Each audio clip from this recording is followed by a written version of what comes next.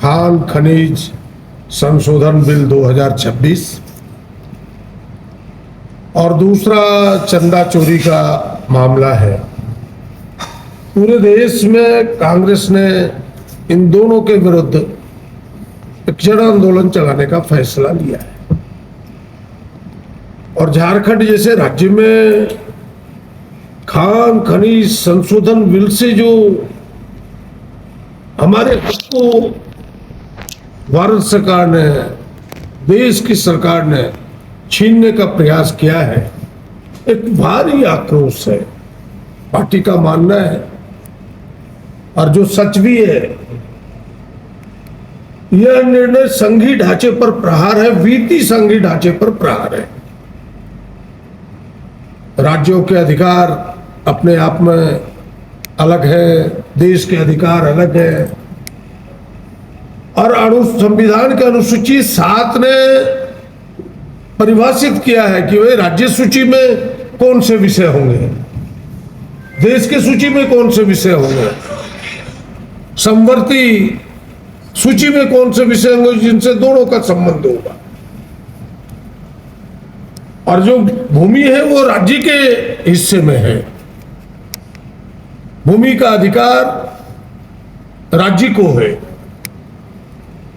और आप सबने देखा होगा कि 2024 में एक लंबी लड़ाई के बाद 9 जजों ने मिलकर के एक साथ 9 जजों ने मिलकर के एक साथ एक रूलिंग दिया, एक न्यायादेश दिया। वह न्यायादेश क्या था कि भाई राज्य भी खनिज युक्त भूमि पर या खनिज पर अतिरिक्त सेस लगा सकता है जो राज्य के हिस्से का कर होगा, और उससे राज्य को एक बड़ी रकम मिल रही थी। और झारखंड को लगभग 1200 करोड़ पर एनम प्रति वर्ष मिल रहा था। कई कल्याणकारी योजनाएं पहले से उस पर इन रकमों पर आधारित था। मैया सम्मान योजना, आबू आवास योजना,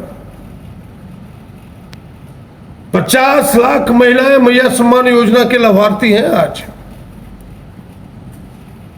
पूरे प्रदेश में प्रति वर्ष 50,000 बेघरों को घर मिलता है।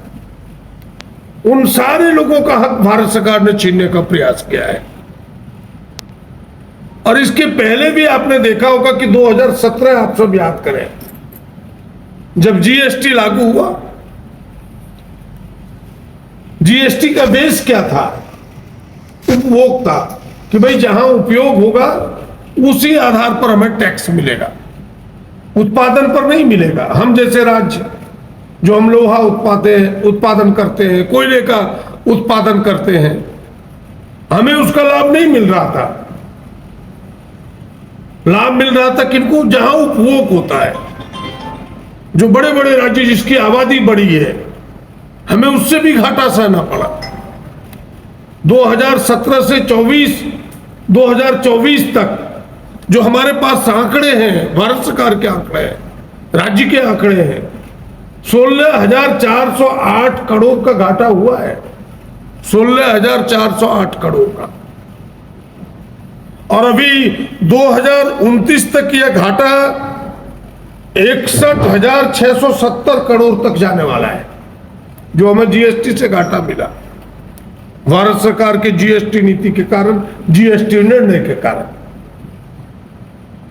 राज्यों को पंगु बनाने का प्रयास है भारत सरकार का, जबकि संघीय ढांचे में बिल्कुल राज्यों की हिस्सेदारी निश्चित है।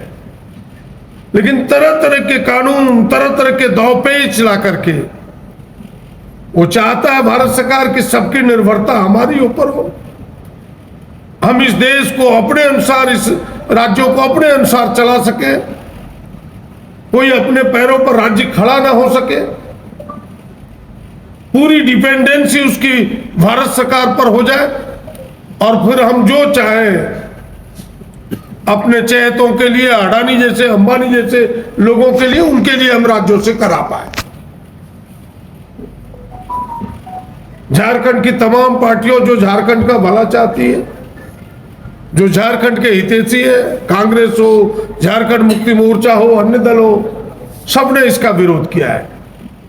और हम तो आपके माध्यम से राज्य सरकार से मांग करेंगे, इस पर तो विशेष सेशन राज्य सरकार को बुलानी चाहिए और जम के विरोध होना चाहिए। एक प्रस्ताव जाना चाहिए कि इस खान खनिज संशोधन बिल 2026 के यह राज्य खिलाफ है, जनमत खिलाफ। और हमें लगता है कि इस पर राज्य विचार भी करेगी राज्य सरकार। और अब कांग्रेस ने इस आंदोलन को घर घर तक पहुंचाने का निर्णय लिया है। अभी हम जिला स्तर पर धरना देने वाले 27 तारीख को, फिर हमारा राजभवन में घेराव है 7 तारीख को। इसके बाद फिर हम गांव गांव प्रखंडों तक इशू को लेकर के जाएंगे। एक तो महत्वपूर्ण विषय है। दूसरा, जिस राम के सहारे भारतीय जनता पार्टी की भगवान राम के सहारे नैया पार हुआ, उसमें भी छेद कर दिया भाजपा के लोगों ने, आरएसएस के लोगों ने।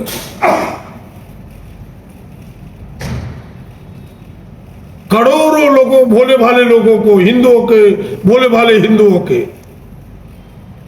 भावनाओं को उस्का करके भगवान राम के नाम पर सत्ता तक पहुंचा भारतीय जनता पार्टी। कोई और मुद्दा नहीं था। लोगों ने अपनी आस्था, अपनी भावनाएं प्रकट की और एक बड़ा हिस्सा है लोगों का जो भावना प्रकट करता है अपने चढ़ावा दे करके, अपना दान दे करके। वो भी भावना ही है, वो भी आस्था ही है। उस आस्था में भी डाका डालने का प्रयास किया भारतीय जनता पार्टी और आरएसएस के नेताओं ने। यह तो प्रमाणित हो गया है।